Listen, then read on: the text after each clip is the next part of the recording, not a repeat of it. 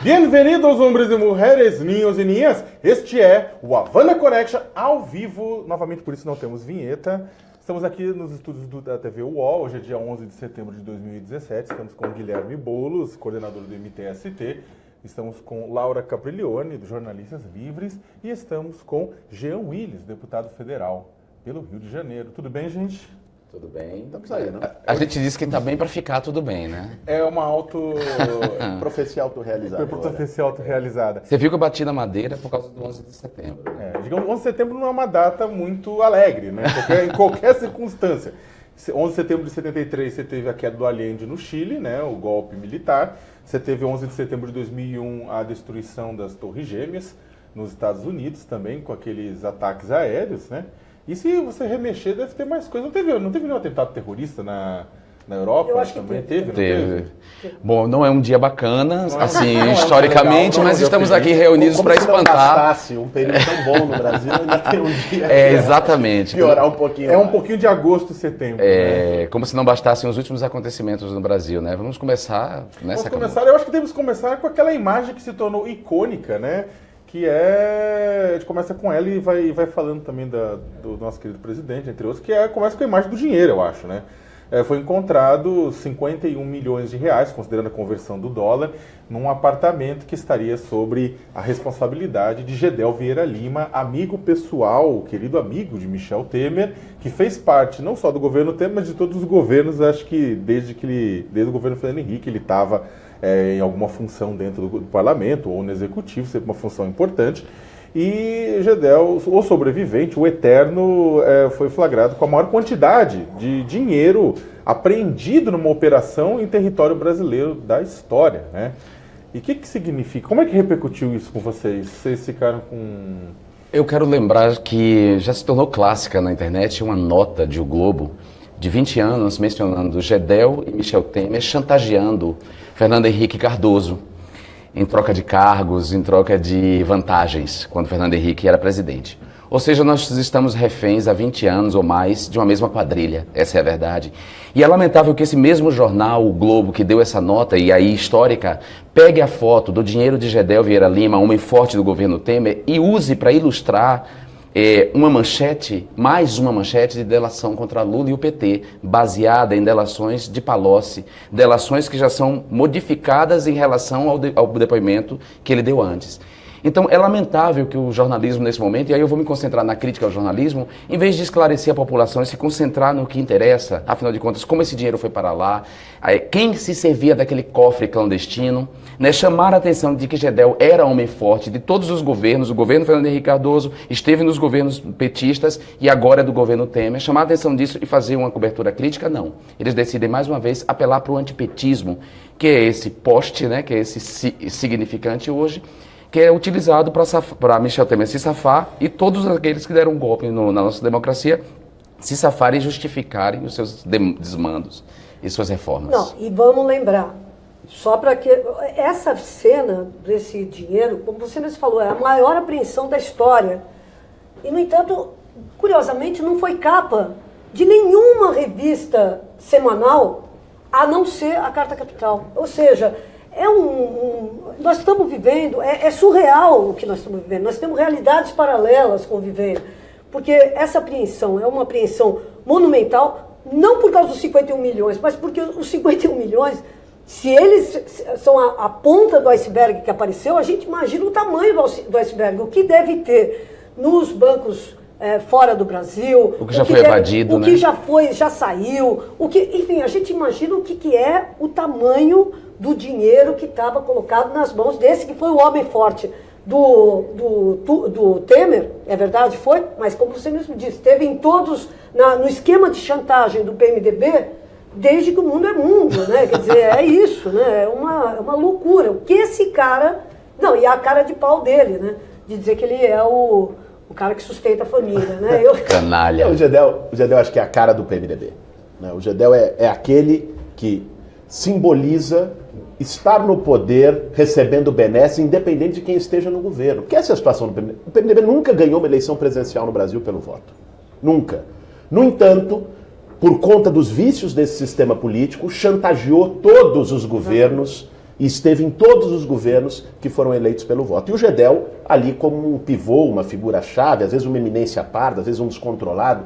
Aliás, chama a atenção as digitais do Gedel no dinheiro, ou seja, lembra aqueles entesouradores da literatura do século, cara que fica, né, devorando, se deliciando. Uma caricatura, né? Eu pensei mais numa cena tipo Tio Patinhas de Caixa Forte, assim, sabe? Coitado do Tio Patinho. É uma coisa meio asquerosa, eu diria. Obscena, né? Obscena. Deve ter registro de sovaco, né? Ué, não podemos esquecer que... Isso. Agora, só uma questão que eu acho que a gente precisa pontuar hoje é nisso, que é o seguinte. No caso do PMDB, e aí não é só o Gedel, me desculpe. Claro. Gedel, no caso do PMDB, existem provas contundentes. Essa não é a primeira mala que aparece, é aquela cena pitoresca do Rocha Loures correndo com uma mala no meio da rua. Você tem um apartamento que é pode ter outros. Você tem áudios. Gravações. Né? O próprio áudio do Joesley com Temer. Provas contundentes. Mas parece ainda faltar convicção. Claro. Enquanto, em outro caso, sem provas, né? No caso do Lula em especial, há um excesso de convicção que o levou a uma condenação em primeira instância e pode levá-lo a tirar do tapetão na corrida presidencial. Estamos vivendo uma inversão completa, né? Porque nós temos provas aí contundentes, materiais, sem que a justiça opere da maneira que a gente espere que ela opere, e nós temos convicções de sobra e a justiça operando de maneira, digamos assim, arbitrária e partidária. Mas está na cara que a justiça, eu acho que cada vez mais está ficando claro para o povo mesmo que a justiça tem lado nesse país e é de uma maneira escandalosa. Laura, né? você que me diz, o que são os óculos do Janot no bar? Aquilo não é sensacional? Ele acha o que é o Clark Kent. Não, ele acha que botou os óculos e disfarçado. estava disfarçado, gente. Gente, aquilo é sensacional. Não, mas aquele é muito bom, né, cara? É muito... Falta Gente, de noção, né? Completa. É falta de noção e é obsceno. É novela. É obsceno que o procurador da República saia desmoralizado dessa O maneira. Janot estava sóbrio, né? Porque tem essa coisa, todo mundo sabe, né? Com todo respeito, que o Janot, enfim... Mas isso não interessa. Isso não me interessa. Não é moralismo, é um moralismo. Eu acho que assim, conversar com o cara depois das 2 da tarde, é isso que pode, qualquer coisa. Olha, não me interessa. Para mim, é escandaloso ele se encontrar com um advogado e depois emitir uma nota dizendo que eles não trataram de assuntos jurídicos. De que assunto eles trataram? De que trataram, na verdade, os dois? Né? Quer dizer, é chamar uma nação de idiota. É chamar a todos nós de idiota, desmoralizar as instituições de uma democracia já combalida. Não, e o pior é o seguinte, ele não foi lá, não apresentou uma denúncia contra o Marcelo Miller porque tinha tido um comportamento indigno. Como é que ele pega, vai beber com um advogado do cara que é a quem servia o Marcelo Miller? É uma loucura. Eu acho que o Janot, o que estava em jogo para ele era escolher entre um risco para o seu pescoço e a continuidade da Lava Jato. Exatamente. Porque quando o Janot solta aquela questão do Marcelo Miller, indicia, pede a prisão, ele estava óbvio que ele ia embananar a continuidade da investigação da delação da JBS. Mas também ele sabe que daqui a 1 semana, 2 semanas, ele não tem mais foro nenhum, ele vai tomar porrada de um monte de gente por conta das ações que tomou, nem sempre retas e probas, é preciso que se coloque. Claro. E, nesse sentido, o calcanhar de Aquiles dele era o Marcelo Miller, que fez uma negociação. Vamos combinar, a negociação da delação da JBS, assim como o conjunto das negociações de delação na Lava Jato, não tem transparência alguma. Nenhuma. Quais os critérios utilizados, como foi feito, né? Não tem transparência. Não há nenhuma transparência de qual é o critério Agora, utilizado. e a imprensa não cobra essa transparência. Exatamente. Porque a imprensa que deveria, quando eu falo imprensa, eu não estou falando da mídia alternativa, estou falando, inclusive, desse veículo aqui, quer dizer, que deveria cobrar transparência, não cobra a devida transparência. Essa é a verdade, entendeu? Qual é a transparência em relação a essas delações? Né? A gente tem que saber por quê. Por que Palocci mudou a opinião, mudou de discurso, e ninguém questiona essa mudança de discurso, toma isso como verdade absoluta. O cara dá um depoimento agora na medida esperada pelo Sérgio Moro, que de árbitro passa a ser protagonista de um espetáculo, né? Porque deixa de ser juiz, dá um depoimento e a imprensa não questiona essa mudança de depoimento, toma isso como verdade e dá como manchete, trata o PT como uma organização criminosa, mas aí se eu considerar que Lula e Dilma sabiam de tudo, eu também tenho que achar que Janot sabia do que o braço direito dele estava fazendo em relação às Só delações. que vocês acham que por conta dos vícios e dos problemas relacionados, isso invalida as provas obtidas no caso da delação da JBS? Não, a prova As provas não. É evidente que não. A delação sim. Não, né? não, sim, a delação sim e o acordo de delação premiada. Sim. Mas, também. Mas as provas As não. provas não. As Mas provas então não. também vale isso para Curitiba. As provas também continuam válidas. Evidentemente. Claro. Mas quais são as provas Quais são as efetivamente provas? foram colocadas no caso do Lula em Curitiba? Do Paulo. Não, não tô falando do Lula, eu tô falando generalizado. Não, mas- o problema maior do Palocci não é o que ele falou, é o que ele pode falar. Então, o que eu quero... A questão... Esse é o grande ponto. Exato. O grande problema do Palocci não é o que ele mostrou para, digamos, para o público, que o grande problema dele não é aquilo que ele falou, é aquilo que ele está disposto a falar para poder sair da O que cadeia. ele está Mas disposto a falar é uma se ele coisa. tiver A questão prova, que ele vai mostrar. É o que ele vai mostrar. O que nós queremos... Agora, você uma pergunta, vocês acham sinceramente que ele não tem prova nenhuma?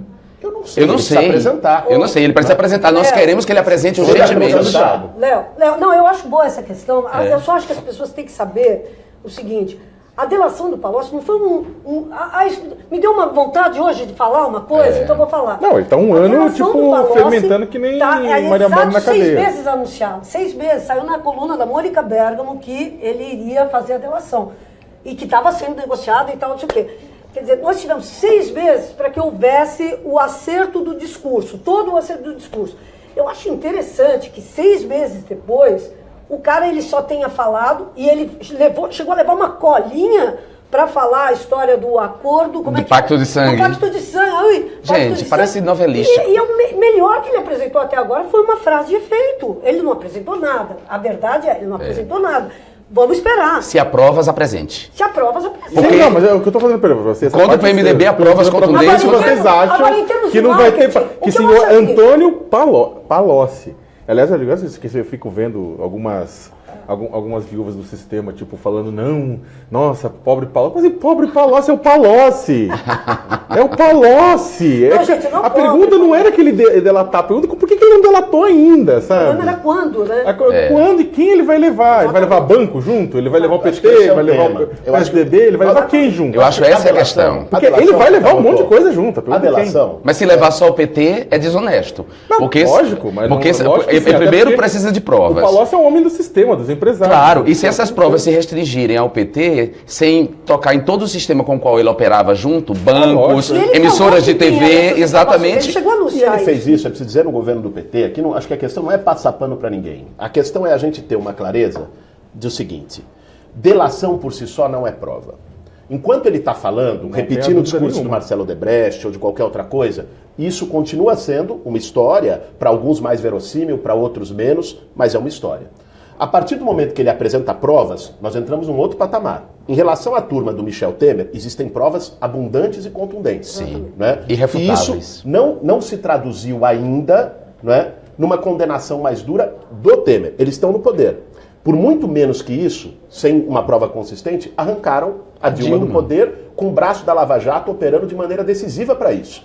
A Divulgando, questão é- inclusive, um áudio ilegalmente, Claro, né? isso não foi feito com a turma do Temer. Em relação ao Palocci e ao Lula, se há provas, que apresente. Ele diz de uma conta de 300 milhões. Tem extrato? Tem banco? Como operou? Ele precisa apresentar isso. Sim, claro. Né? E a gente espera que se ele apresente provas aí, apresente também o que ele pré-anunciou, que é em relação à Rede Globo, Exatamente. que é em Claro. relação aos bancos, que isso seja apresentado. Claro. Não como uma ilusão em relação ao Palocci. Nós sabemos muito bem quem é ele, para quem ele opera, e que papel ele teve nos governos petistas desde 2003.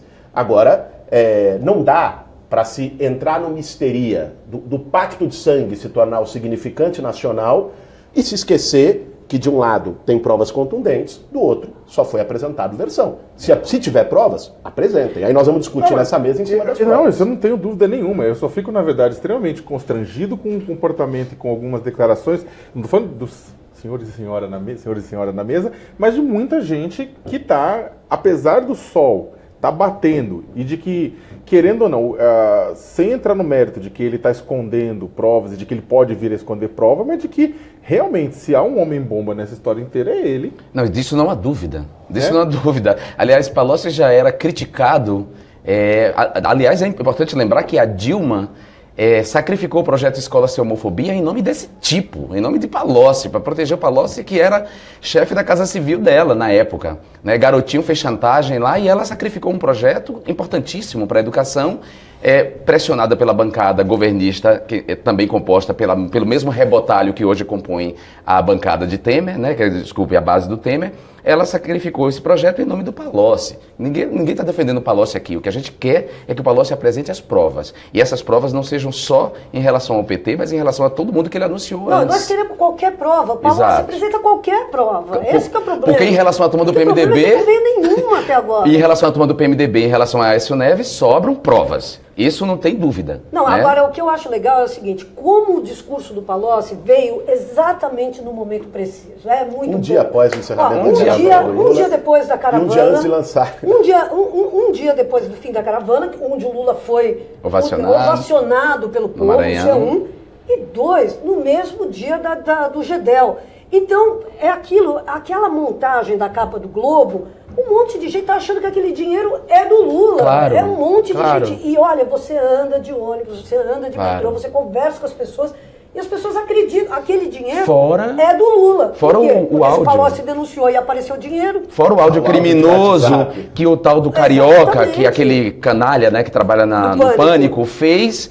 e distribuiu e viralizou no WhatsApp, que as pessoas passaram a acreditar. Exatamente. Um amigo meu me mandou aquilo e eu disse, vem cá, você tem 2 neurônios? Porque se você tiver e fizer uma sinapse entre tico e teco, você vai ver que esse áudio é falso.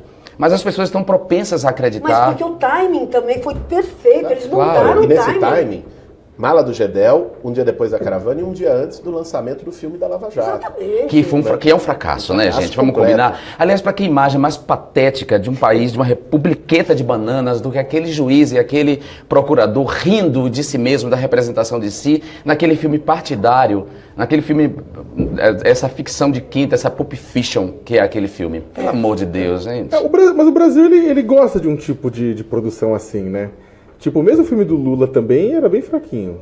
O filme do Lula é o filme da mãe do Lula, essa é a verdade. Batizaram com o nome do Lula por erro, mas o roteiro é todo em cima de Dona Lindu, a história é a história dela. Sim. E, sinceramente, me desculpe você, eu adoro o filme. Acho o filme lindo, acho... Eu prefiro o livro da Denise Paraná. Eu gosto do filme, eu vi minha mãe em Dona Lindu. Sabe, eu reconheço minha mãe naquela mulher. Então, mas você não acha que essa perspectiva no caso, essa perspectiva eu não vou dizer estética, porque não é uma questão estética, mas a perspectiva da narrativa e de como você se identifica com isso depende do lugar de fala da gente na sociedade? Depende, mas eu acho que... O seu lugar de fala combina com eu acho que o erro daquele filme Sakamoto é batizar de Lula o filho do Brasil. Deveria ser Lindu a mãe do Brasil, digamos assim.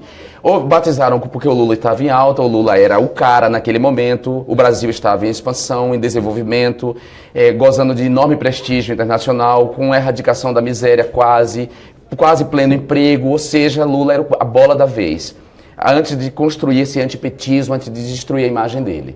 Então hoje não adianta resgatar o filme do Lula para contrapor o lixo que é a Polícia Federal, pelo amor de Deus, né? Não estou querendo contrapor, não estou querendo dizer que um é equivalente ao outro, eu estou falando que os lugares que a gente fala, e com relação aos lugares de percepção, é que eu conheço muita gente, por outro lado, que eu acho que nenhum filme político, neste momento, faria sucesso de público no Brasil, né, de esquerda ou de direita.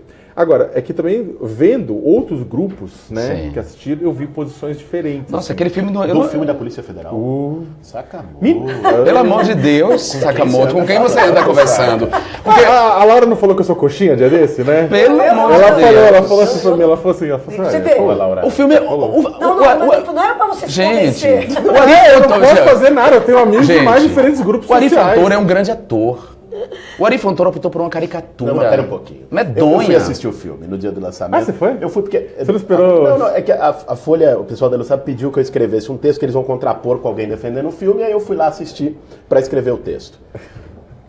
Sala de cinema vazia. No dia do lançamento eu falei, puxa, será que eu consigo ingresso? Não tinha ninguém. Começar por aí. Chega, meu Deus do céu, você sai com a ideia de que o Lula é a figura mais antipática e amarga do mundo, com quem não se pode tomar uma cerveja, e que o Sérgio Moro, que é o picolé de chuchu do judiciário, é o Miss Simpatia. Mas você sabe que eu não tô elogiando o filme. Mas eu não tô elogiando o filme. Porque o filme é ruim, como cinema ele é ruim. Ele é mal feito. Ele é mal feito. Cara, eu não tô elogiando. Marketing de péssima eu não tô elogiando o filme. qualidade. Eu acho pelo contrário. Eu acho que horas ela volta. É um filme que diz muito mais sobre os anos do governo Lula. Pelo amor de Deus, que horas ela volta é maravilhoso, é uma obra-prima. Eu não tô falando que não é a culpa do cinema brasileiro. Eu tô falando só que, tipo, existe forma de fazer um cinema político, né, que vai Claro. atrair multidões. Não, né, a Polícia Federal é uma como que peça horas ela publicitária volta, de que é um quinta puta categoria, filme. Até gente. comentei no artigo Pelo amor de que, Deus. olha, a Lava Jato ficou com o João Santana quase um ano no cárcere. Sim. Eu devia ter pedido uns conselhos, porque se era pra fazer marketing, que fizesse de boa Outra coisa, qualidade. ao como menos. é que um juiz e um procurador vão para a estreia de um filme ver a si mesmo representados um filme que tem um patrocinador que não quis se mostrar? É incrível.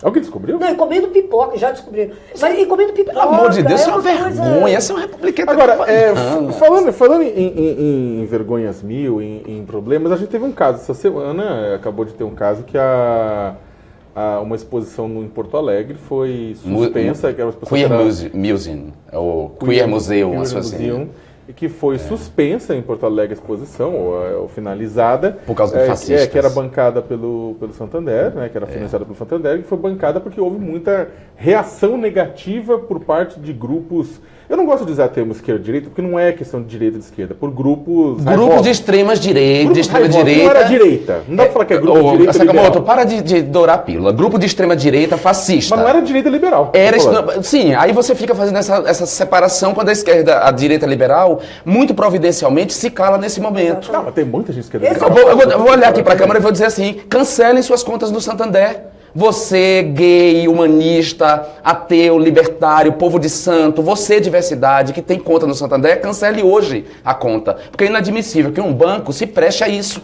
A montar uma exposição que tem Portinari, que tem Lígia Clark, que tem Volpe, uma curadoria em cima da diversidade, ela cancele isso por causa de fascistas. Qual é o próximo passo?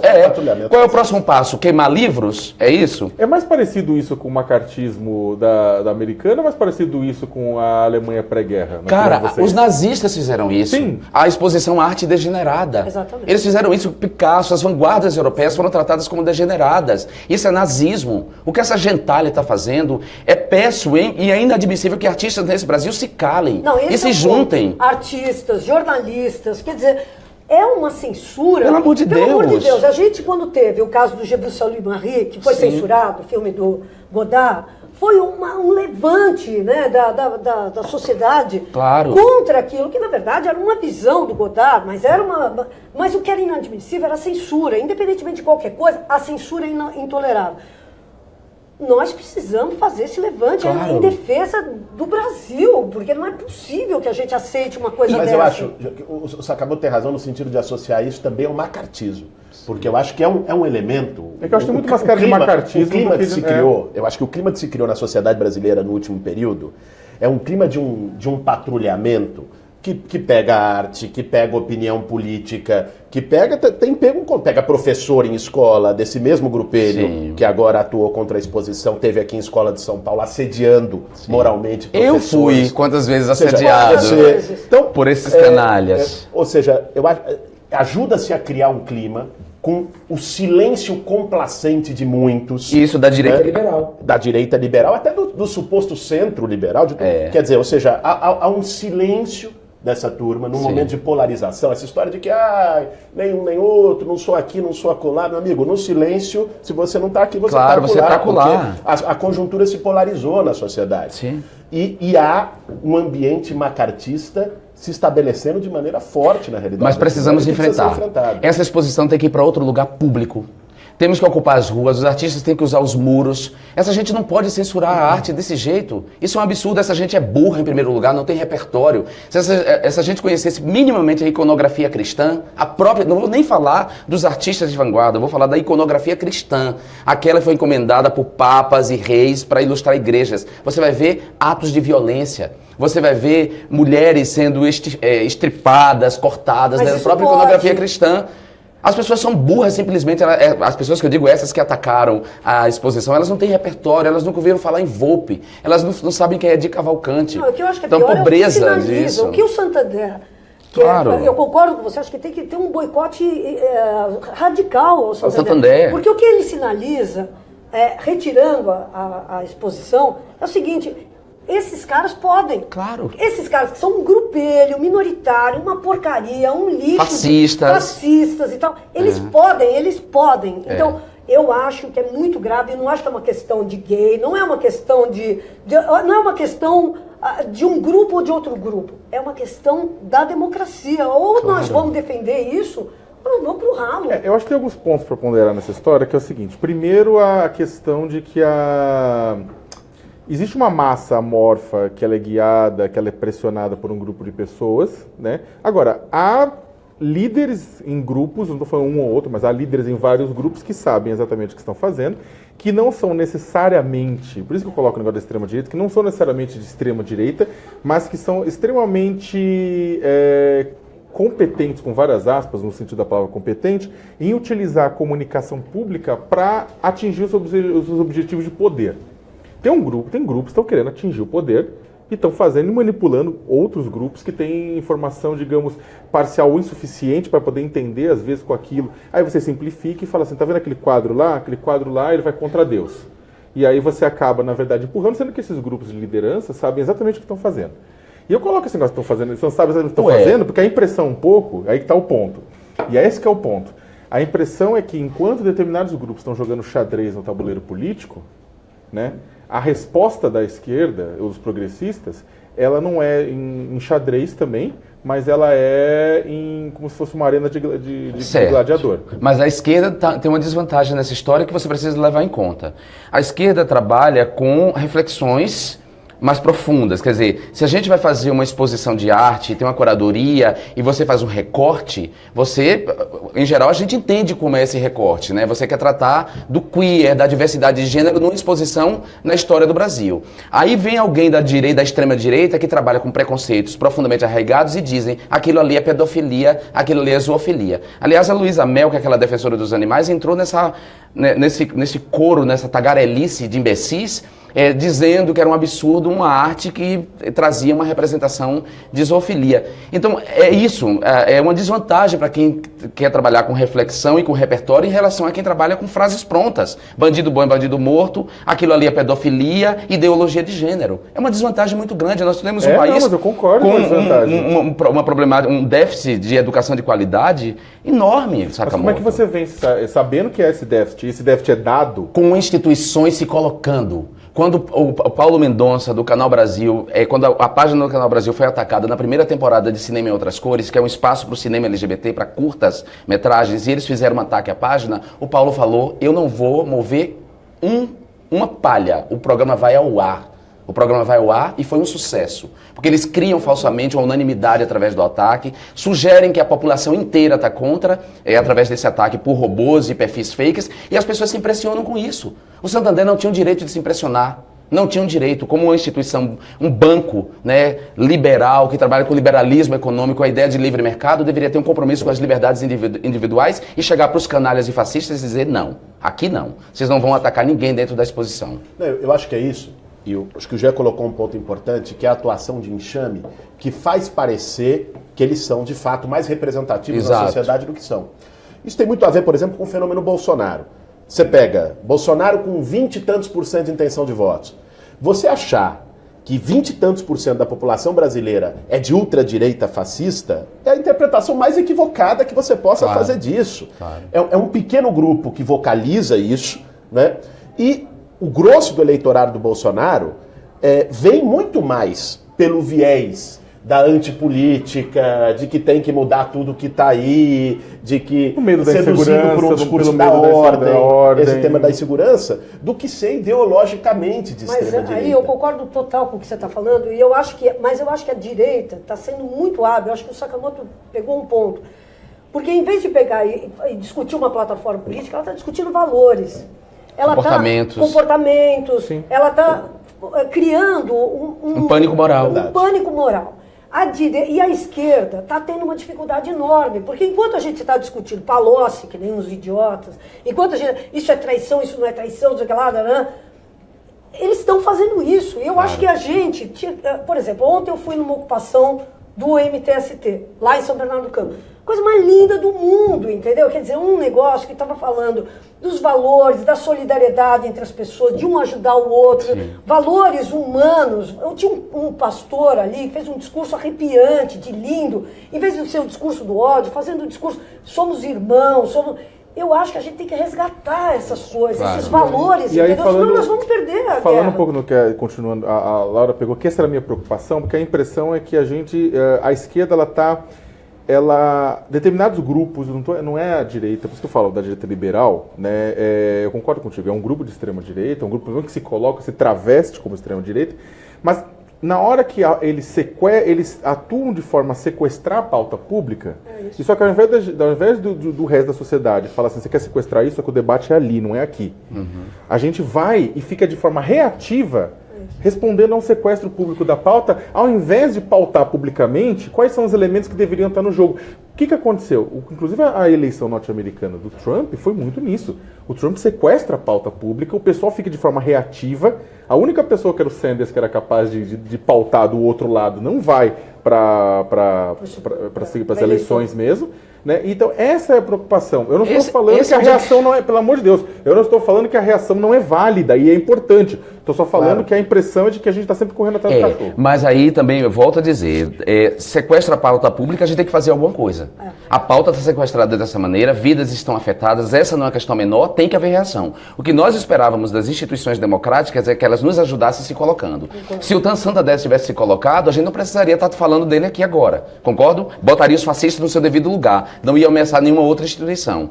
O que é que eu fiz com os meus difamadores? Decidi expor todos eles. Depois de esgotar todas as possibilidades de negociação privada, eu decidi expor. Vários já me pediram desculpas.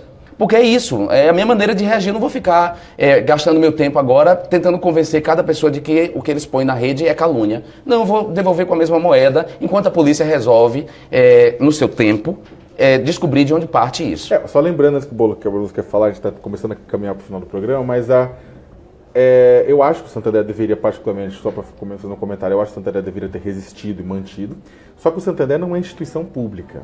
E aí tem um ponto importante. Tudo bem, tinha recurso público na exposição, tudo. O que me interessa, acho que o ponto que você levanta é interessante, é qual o papel das instituições públicas nesse sentido, né? E aí pensar em escola, nas administrações públicas lá do próprio do Rio Grande do Sul.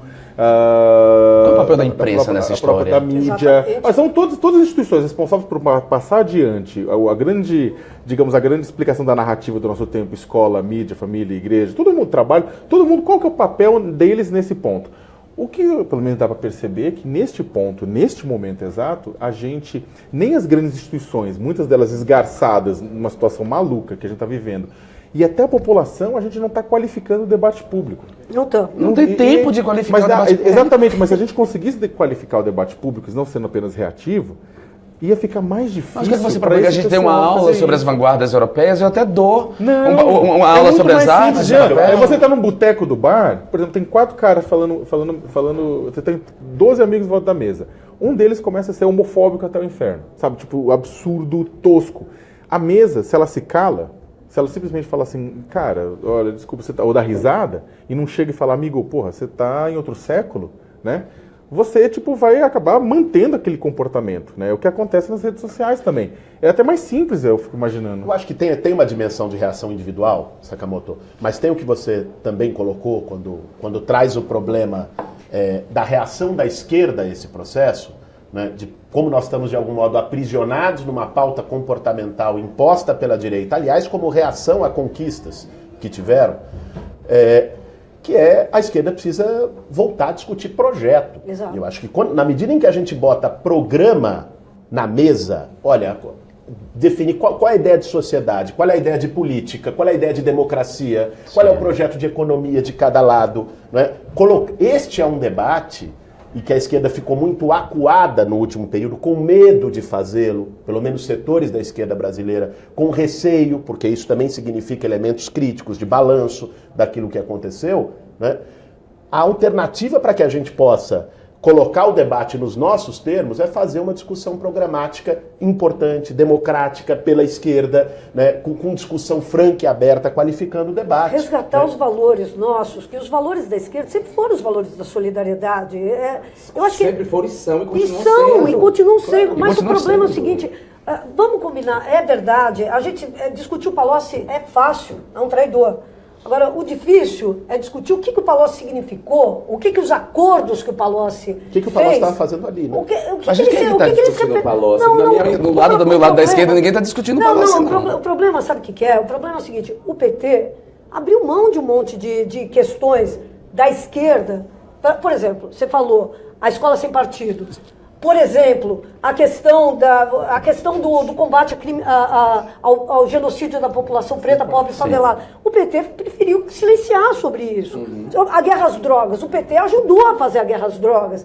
Então, há uma série de pontos em que houve uma rendição a uma pauta conservadora por parte da esquerda. E agora, é isso que você falou. Se nós temos que pegar e repensar tudo que foi feito, até para não repetir os erros, uma das coisas é repensar como é que a gente faz para resgatar os valores tradicionais da esquerda. Eu concordo, discutir projeto, mas ao mesmo tempo que vamos discutir um novo projeto de esquerda, brigar, porque é isso, eles estão avançando e eu volto a dizer, é muito fácil para essa gentalha interpelar preconceitos que estão profundamente arraigados, inclusive na própria esquerda. Você sabe disso. O quanto a esquerda, em nome da causa maior, que é a luta de classes, quer minimizar e silenciar uma luta em torno das identidades, entendeu? E das liberdades individuais. Muita gente da esquerda. Então eu acho que vamos discutir projeto, vamos, mas sem esquecer que essa gentalha fascista está avançando e fechando exposições, porque está tocando num ponto que a gente também se recusou a discutir. Sim. Entendeu? A desconstruir preconceitos. Da esquerda aí, e a gente não pode dourar a pílula, não. Exato. Tem que dizer o que tem que ser dito, sem medo. Esses fascistas que fecharam a exposição agiram a partir da burrice, interpelando a ignorância, a falta de repertório, a insensibilidade das pessoas em relação às artes e a comportamentos. Essa é a verdade.